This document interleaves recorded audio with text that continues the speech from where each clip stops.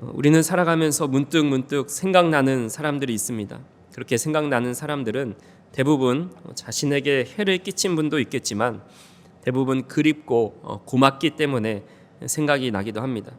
저도 목회를 하면서 많은 분들을 만나게 됩니다. 그런데 그분들 중에서 아직까지도 오래되었어도 기억나는 분들이 있습니다.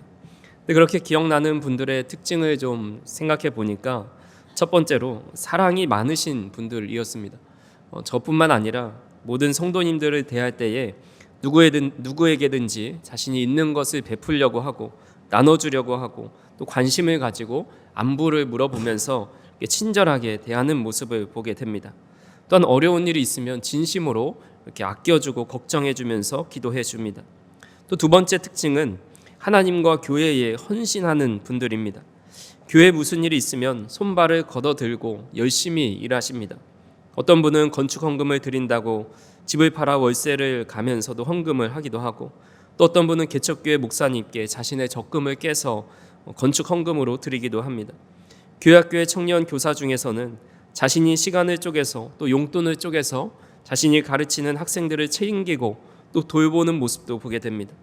정말 사랑이 많으시고 특별한 헌신을 하는 분들이 가끔씩 생각납니다. 사도 바울도 복음을 전하면서 수많은 사람들을 만났고 또 많은 동역자들이 있었습니다. 특히 로마 교회에는 바울이 기억하고 싶은 동역자들이 많이 있습니다. 그래서 바울이 로마 교회에 편지를 쓰면서 16장 한 장 전체를 할애하여서 많은 동역자의 이름을 거론하고 있습니다. 그래서 성경 이 서신서 중에서 가장 많은 동역자 이름이 나오는 곳이 바로 로마서 16장입니다. 바울은 이 동역자의 이름을 1절부터 언급하는데 이 첫 번째로 언급된 인물이 베베라는 인물입니다. 베베라는 사람은 이곳에 딱 한 번 등장하지만 2절에 보니까 바울에게 보호자의 역할을 해주었던 아주 귀한 사람이었습니다. 그리고 두 번째로 언급되는 사람이 바로 오늘 우리가 살펴볼 브리스가와 아굴라 부부입니다. 여기서 문제를 하나 드리겠습니다. 브리스가와 아굴라 중에 누가 남편이고 누가 아내일까요? 누가 남자이고 누가 여자일까요? 브리스가가 이제 아내이고 아굴라가 남편입니다. 남존 여비 사상으로 가득했던 로마 시대 때 보통 남자의 이름을 쓰고 그 뒤에 여자의 이름을 씁니다. 근데 성경에서 이 부부의 이름이 총 6번 등장을 하는데 2번은 아굴라의 이름, 그러니까 남편의 이름이 먼저 나왔고 나머지 4번이 이 여성의 이름, 브리스가의 이름을 먼저 언급합니다. 이렇게 여자의 이름을 먼저 언급한 것은 좀 특별한 일입니다. 이것을 놓고 학자들은 두 가지 의견을 냅니다. 첫 번째로 이 브리스가는 로마 귀족의 출신이고 아굴라는 평범한 유대인이었기 때문에 그 계급, 사회적인 계급이 더 높아서 브리스가를 앞에 두었다라는 겁니다. 그것이 요즘에도 그런 경우를 보게 되지요. 두 연예인 부부가 결혼을 하게 되면 더 유명한 사람의 이름을 먼저 언급하고 그 뒤에 덜 유명한 사람의 배우자의 이름을 언급하면서 기사를 냅니다. 예를 들어서 우리나라에서 가장 미인으로 여겨졌던 배우 중에 한 명이 한가인 씨이지요. 근데 한가인 씨가 결혼한 사람은 연정훈이라는 배우입니다. 근데 이 결혼할 때 많은 남성 팬들로부터 부러움과 질투를 유발하고 때로는 이 연정훈 배우가 욕을 많이 먹기도 했던 그런 기억이 납니다. 근데 이 기자들이 연정훈의 기사를 쓸 때 꼭 한가인의 남편 연정훈이라는 말을 이제 붙여 놓습니다. 그 두 사람의 출산 소식을 전할 때도 연정훈 하트 한가인이라고 쓴 것이 아니라 한가인 하트 연정훈 출산하다 이렇게 하면서 더 인기가 많고 사회적인 지위가 높은 사람의 이름을 먼저 씁니다.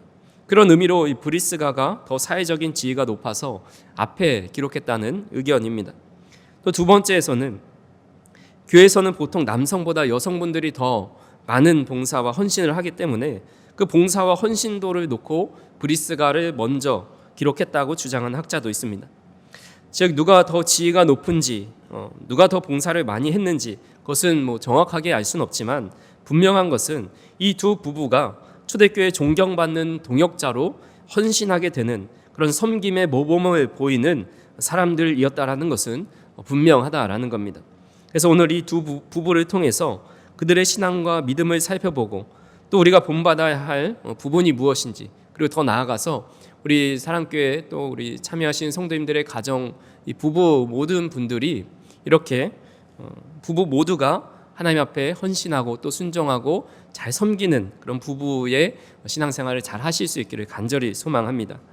첫 번째로 이 브리스가와 아굴라의 그런 삶을 보면 선교사의 삶을 살았음을 보게 됩니다. 브리스가와 아굴라가 처음 등장한 곳이 사도 바울이 2차 전도 여행을 하면서입니다. 사도행전 18장 2절 말씀을 같이 한번 읽어보겠습니다.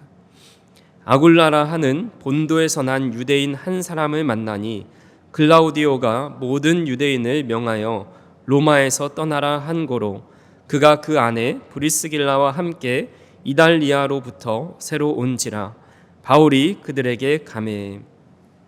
본문에 보니까 브리스가의 이름을 브리스길라라고 말을 합니다. 근데 이 이름이 사실은 특별한 것은 없고 본래 이름이 브리스가이고 브리스길라는 브리스가의 축소형 혹은 애칭으로 불리고 있습니다. 좀 더 친근하고 비공식적인 느낌이 브리스길라입니다. 그래서 브리스가는 고귀한 또 존귀한이라는 뜻을 가지고 있습니다. 그 이름은 주로 로마 귀족 계층에서 흔히 사용되었던 이름이었기 때문에 이 아굴라는 본도에서 난 유대인이라고 기록을 했지만 브리스길라는 그 이름에 그의 사회적 위치가 나타나 있어서 부연 설명을 하지 않았습니다. 그래서 아굴라는 본도에서 태어났고 브리스가를 만나서 이달리아에서 살다가 글라우디오의 칙령으로 고린도로 이주하게 된 것입니다. 수에토니우스가 쓴 로마 12황제들의 생애라는 책에서 글라디우스 황제의 생애 편에 보면 유대인들을 로마에서부터 떠나라 한 그 이유가 있습니다. 로마에 있던 유대인들 사이에서 크레스토스 때문에 분쟁이 끊이지 않고 항상 폭동이 일어났기 때문에 AD 49년 클라우디우스 황제가 칙령을 내려 유대인 모두를 로마에서 추방하였다라는 기록입니다. 여기서 크레스토스라는 말은 실제로 크리스토스의 가능성이 높습니다. 그 당시에는 이자랑 아이자를 구분하지 않고 읽었기 때문에 이 크리스토스, 그러니까 로마에 사는 유대인과 유대 기독교인들 사이에서 예수 그리스도를 통해서 갈등이 있었다라는 겁니다. 유대인들은 예수가 그리스도임을 인정하지 않았고 또 유대 그리스도인들은 예수가 그리스도인 것을 증언하였습니다. 특히 유대인들은 회당에서 모여서 안식일을 지키게 되는데 그때마다 유대인과 유대 그리스도인 간의 충돌이 일어난 것입니다. 특히 초대교회가 부흥함에 따라서 유대인의 회당은 기존 신도들을 다 많이 잃게 되어서 이 둘 사이의 골은 더 깊어지고 갈등과 충돌이 심하게 일어난 것입니다. 이 문제를 정치적으로 불안감으로 찾아온 이 글라우디오 황제가 모든 유대인들을 로마에서 쫓아내었다라고 이제 보는 겁니다. 그렇게 브리스가와 아굴라 부부는 로마에서 쫓겨나 고린도로 가서 그들은 여전히 로마에서부터 하던 그 텐트 만드는 직업을 하게 되었습니다.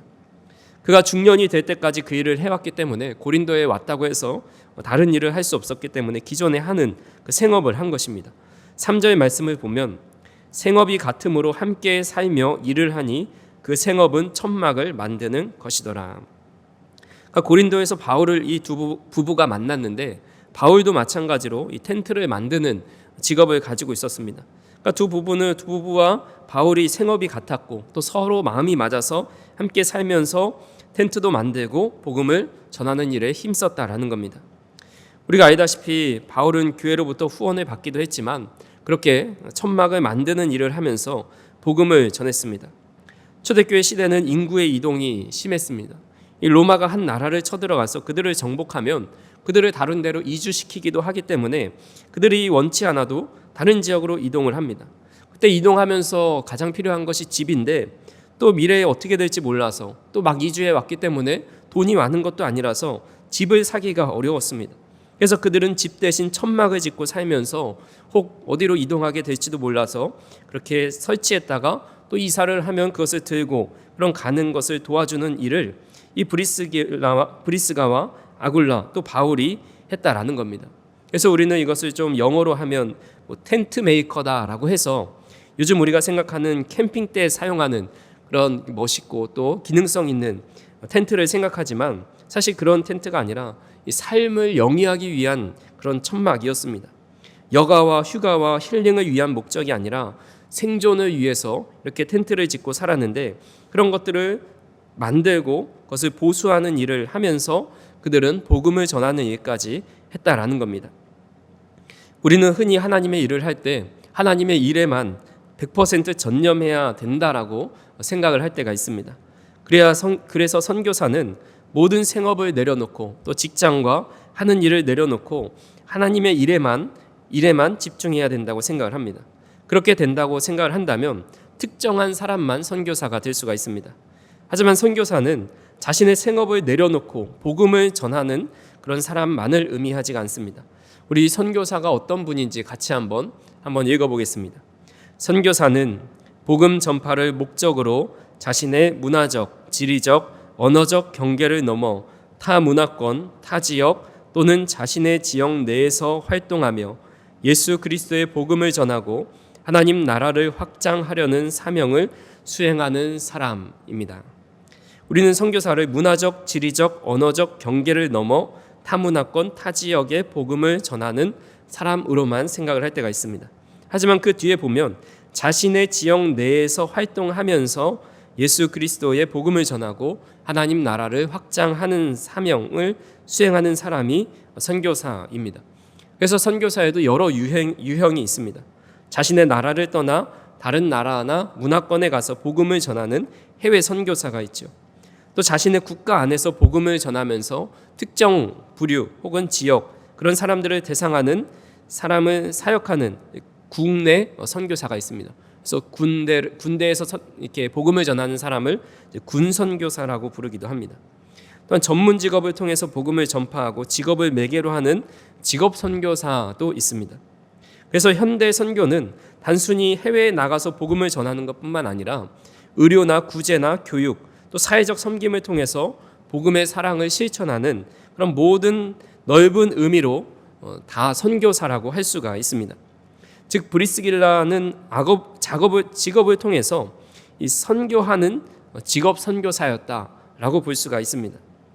또한 그는 고린도를 떠나서 에베소에서도 선교 사역을 감당하기 때문에 타 문화권 또 타 지역에 간 해외 선교사다라고 이제 말을 할 수도 있습니다. 사도 바울이 1년 6개월 동안 고린도에 머물면서 복음을 전하고 아시아 지역으로 이동하는데 이때 브리스가와 아굴라 부부도 함께 동행을 합니다. 사도행전 18장 18절에서 19절에 보시면 바울은 더 여러 날 머물다가 형제들과 작별하고 배 타고 수리아로 떠날새 브리스길라와 아굴라도 함께 하더라. 바울이 일찍이 서원이 있었으므로 겐그레아에서 머리를 깎았더라. 에베소에 와서 그들을 거기 머물게 하고 자기는 회당에 들어가서 유대인들과 변론하였다라고 말씀합니다. 바울은 고린도에서 떠나 겐그리아에서 머리를 깎고 에베소로 갑니다. 그리고 브리스길라와 아굴라 이 부부를 그곳에 머물게 하고 바울은 회당에 들어가 유대인과 변론을 합니다.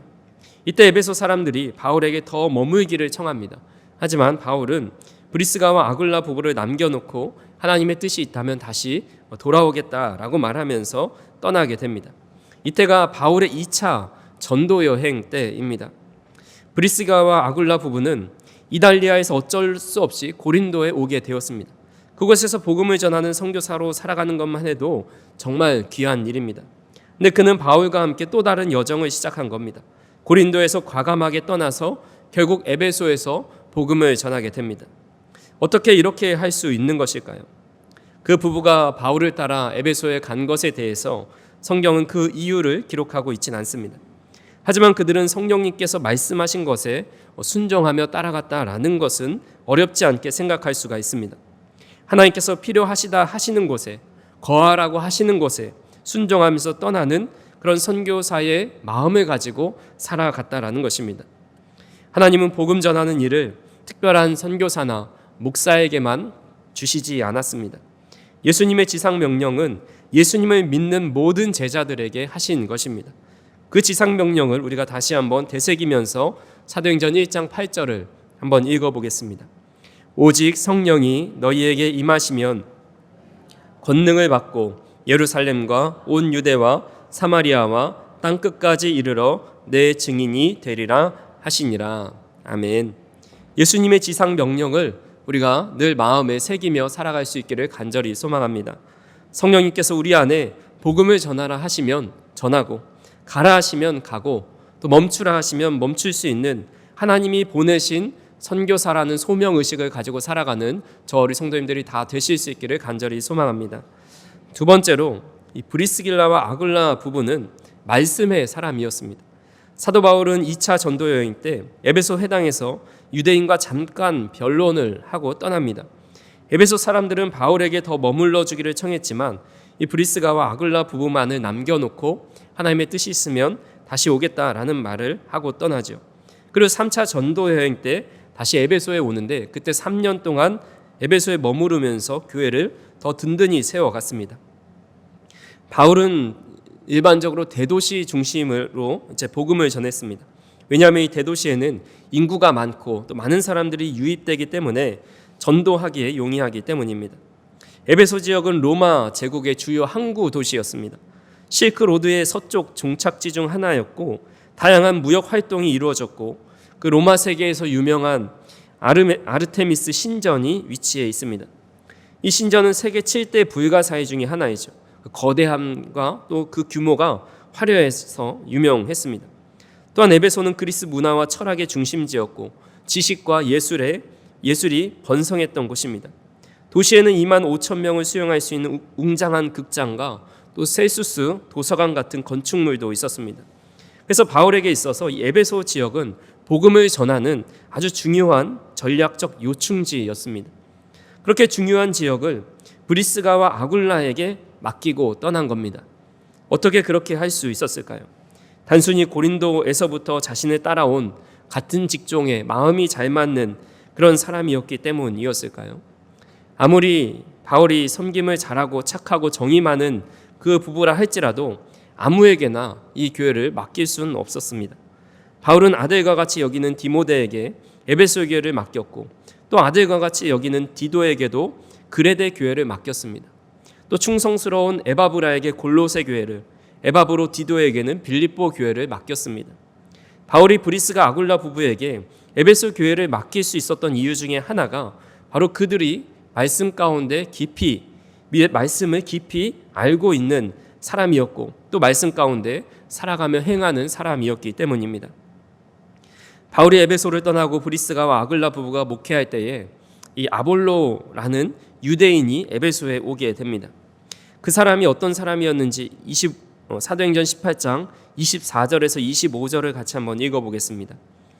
알렉산드리아에서 난 아볼로라 하는 유대인이 에베소에 이르니 이 사람은 언변이 좋고 성경에 능통한 자라. 그가 일찍이 주의 도를 배워 열심으로 예수에 관한 것을 자세히 말하며 가르치나 요한의 세례만 따름이라. 아볼로는 알렉산드리아의 출신인데 그곳은 학문과 철학의 중심지였습니다. 아볼로는 그곳에서 높은 수준의 교육을 받은 것으로 여겨집니다. 그래서 그가 학식이 풍부하였고 언변이 좋고 성경에도 머리가 좋아서 성경에도 능통합니다. 하나님을 섬기고 복음을 전하는데 헌신적이었습니다. 하지만 아볼로는 예수님에 대한 가르침을 알고 있었지만 요한의 세례까지만 알고 있었다라고 말합니다. 이 요한의 세례까지라는 것은 예수님의 생애 정도는 알지만 예수님의 부활과 또 성령 사역에 대해서는 충분히 알지 못했다라는 겁니다. 그래서 이 브리스가와 아굴라 부부가 그를 불러서 가르칩니다. 사도행전 18장 26절을 같이 한번 읽어보겠습니다. 그가 회당에서 담대히 말하기 시작하거늘 브리스길라와 아굴라가 듣고 데려다가 하나님의 도를 더 정확하게 풀어 이르더라. 브리스길라와 아굴라가 그에게 하나님의 도를 정확히 풀어줍니다. 예수님의 부활하신 사건 또 성령의 역사를 알려준 것이죠. 그래서 앞에서 살펴보았듯이 아볼로는 학문과 철학의 중심지어서 높은 수준의 교육을 받은 사람입니다.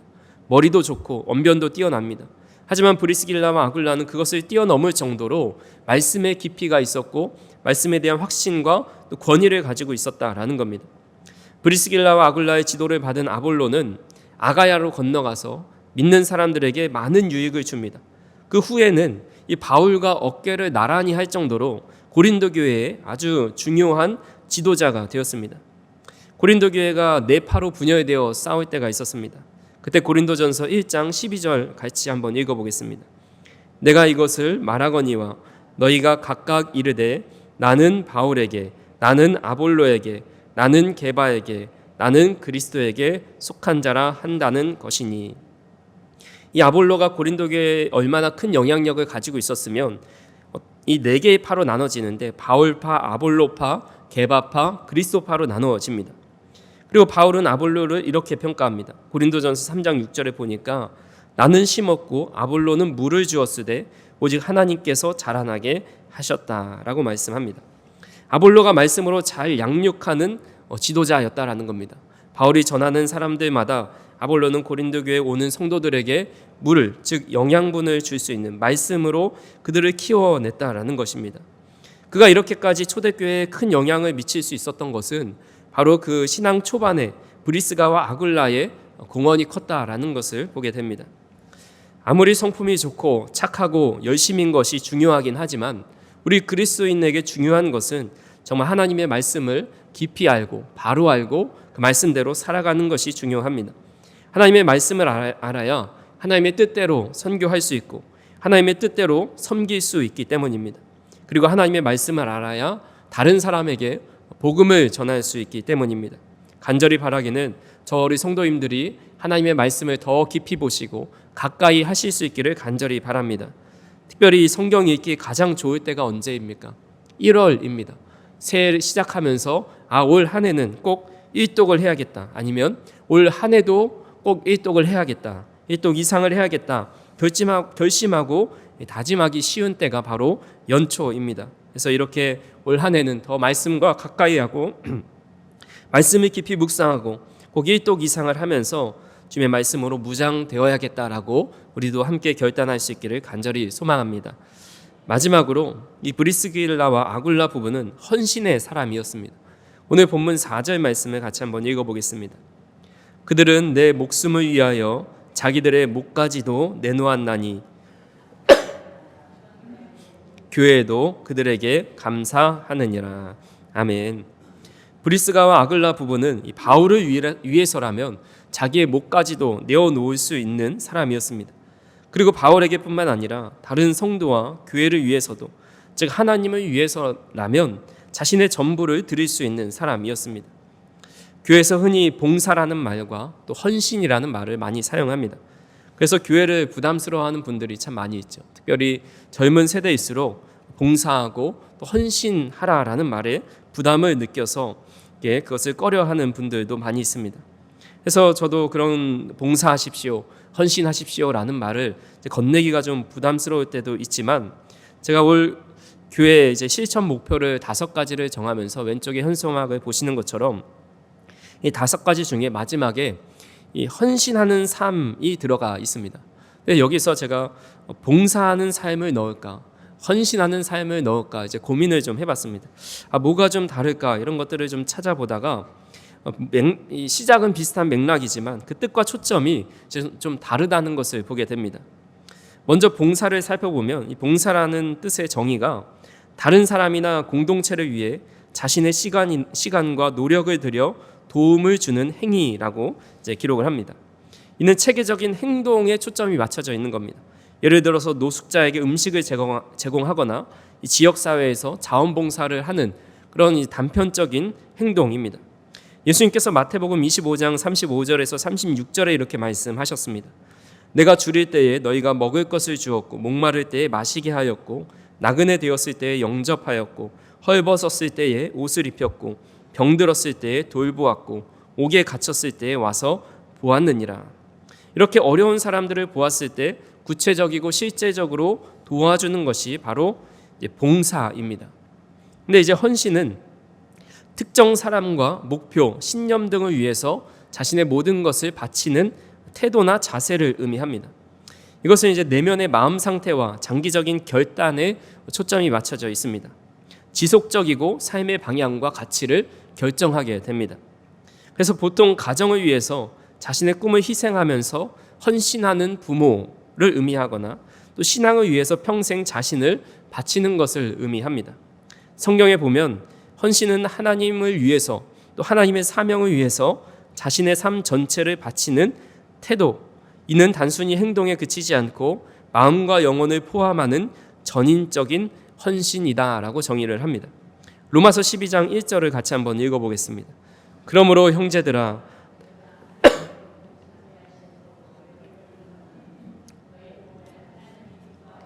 거룩한 산 제물로 드리라. 이는 너희가 드릴 영적 예배니라. 아멘. 자신의 모든 것을 드리는 것, 이것이 바로 하나님께 헌신한다라고 합니다. 갈라디아서 2장 20절도 같이 한번 읽어보겠습니다. 내가 그리스도와 함께 십자가에 못 박혔나니 그런즉 이제는 내가 사는 것이 아니요 오직 내 안에 그리스도께서 사시는 것이라. 이제 내가 육체 가운데 사는 것은 나를 사랑하사 나를 위하여 자기 자신을 버리신 하나님의 아들을 믿는 믿음 안에서 사는 것이라. 아멘. 즉 헌신은 자신의 삶 전체를 복음을 위해서 또 주님을 위해서 살아가는 것을 의미합니다. 바울이 그랬던 것처럼 브리스가와 아굴라 부부는 자신의 삶의 모든 초점이 복음을 전하고 주님 앞에 산 제사로 드리는 것에 있었습니다. 그래서 바울을 따라 에베소로 갔고 그곳에 남으라 하니까 그곳에 남아서 에베소 지역에 복음을 전했습니다. 그리고 후에 글라우디오 황제가 죽자 다시 로마로 돌아와서 로마 교회의 성도들이 모여서 예배할 수 있도록 자신의 집을 교회 모임 장소로 제공하고 또 그들을 아볼로를 양육했던 것처럼 그렇게 로마 교회 성도들을 양육하면서 영적 성장을 도와주었습니다. 그래서 로마서 16장에서 그의 부부의 이름을 두 번째로 언급하고 있는 겁니다. 그리고 무엇보다 그렇게 헌신적인 모습을 끝까지 변하지 않고 살아갔습니다. 브리스가와 아글라 부부가 마지막으로 언급된 곳이 디모데후서 4장 19절입니다. 브리스가와 아굴라와 및 오네시보로의 집에 문안하라라고 말씀합니다. 디모데후서는 바울의 마지막 서신입니다. 이 책에서 바울은 디모데에게 나는 선한 싸움 싸우고 나의 달려갈 길을 마치고 믿음을 지켰으니 이제 후로는 나를 위하여 의의 면류관이 예비되었다라는 그런 유언과 권면을 하고 이제 얼마 안 있다 순교한 것으로 봅니다. 그러니까 바울이 AD 64에서 67년경에 순교했는데 디모데후서는 죽음 직전에 기록한 것이죠. 즉 브리스가와 아굴라 부부는 끝까지 바울의 마음에 합한 자였고 변심하지 않고 믿음을 지키면서 로마 교회를 위해서 또 하나님 나라를 위해서 헌신하는 삶을 살아갔다라는 겁니다. 그렇게 저와 우리 성도님들도 이 헌신이라는 말을 들을 때 부담으로 다가올 때가 있습니다. 하지만 주님께서 우리를 위해 헌신하셔서 자신의 몸을 내어주시고 십자가에 달리신 것처럼 우리 또한 그 사랑을 입은 자라면 우리 또한 헌신하는 것에 두려워하지 말고 또 주님 앞에 헌신하는 성도가 되어야 합니다. 우리가 브리스가와 아굴라 부부의 삶을 돌아보면서 정말 본받고 싶은 마음이 그 부부의 사랑과 헌신 그리고 말씀 중심의 삶을 통해서 초대교회의 중요한 역할을 한 것처럼 우리 또한 우리 선교사적인 마인드를 가지고 또한 늘 말씀을 사모하면서 또 주님께서 우리에게 헌신하신 것처럼 우리도 주님을 위하여 헌신하며 살아갈 때 그 초대교회에 있었던 그 부흥의 운동이 우리 교회에 우리 성도님들을 통해서 일어나게 될 것이라 믿어 의심치 않습니다. 간절히 바라기는 우리 또한 성령의 충만함을 받아서 주님께서 주신 사명을 잘 감당하시고 늘 말씀을 가까이 하시고 주님께서 우리에게 헌신하신 것처럼 우리 또한 주님을 위해 헌신하는 삶을 살아가실 수 있기를 주님의 이름으로 축원합니다.